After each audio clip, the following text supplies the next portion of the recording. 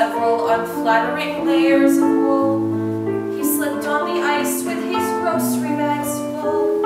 So I rescued some Fruit Loops he'd dropped by the curb, and he made some remark that my smile was superb. I thought that was sweet, and I started to go, and he said, "Hey, what you doing tomorrow?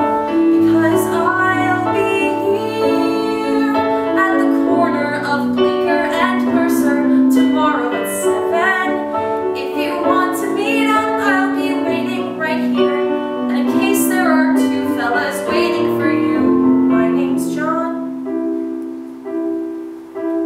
He waved and then he was gone.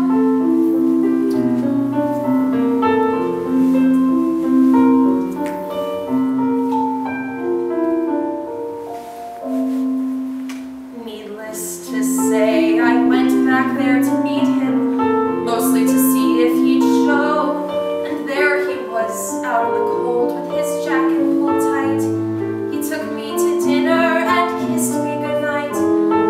The next week we went to this terrible play, and the week after that drank hot chocolate all day.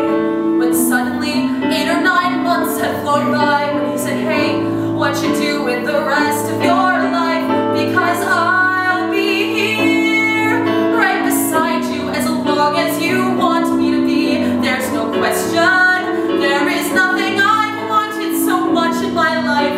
This might sound immature, but I'm totally sure you're the one." And we had just begun. We got hitched in September, our favorite month, with a rock band that played in this old synagogue. And we bought an apartment on West 17th Street and talked about children and getting a dog. Our first anniversary came in a flash. We promised we'd take the day off. We had to stop into his office that morning, and so I went walking uptown to this bakery I know. And I heard on the street what I thought was a joke, till I noticed the sirens and saw the smoke. So I'm rushing back home with this feeling of dread to the voicemail he left, with the last words he said.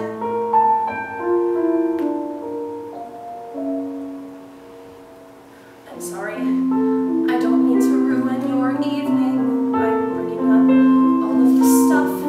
You're probably wondering why I even called you tonight.